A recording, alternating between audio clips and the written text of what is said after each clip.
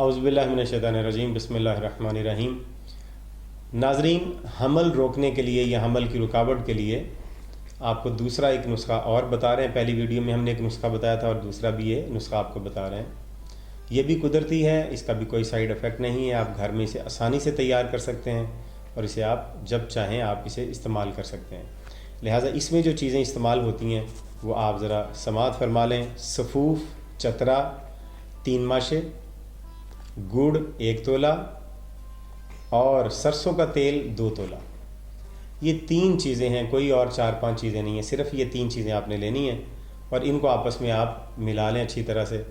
Oil, सरसों का तेल, सफ़ूफ चतरा और गुड़, ये तीनों चीज़ें आपस में इनको मिला लें। जो वज़न मैंने आपको बताया उस वज़न के मुताबिक, और इनको मिक्स करके अच्छी तरह से ख़ातून खा लें।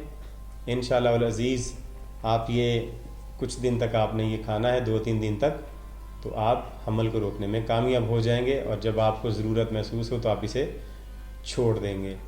आप 3-4 दिन खाएंगे तो आपके इंशाअल्लाह 2-3 महीने तक ये काफ़ी है आपके लिए। तो उम्मीद करते हैं कि आपको वीडियो पसंद आई है। आपको वीडियो पसंद आई हो तो इसको लाइक कीजिए, शेयर कीजिए और चैनल को सब्सक्राइब कीजिए। और अगली वीडियो तक इजाज़त दीजिए। खुदा हाफिज़।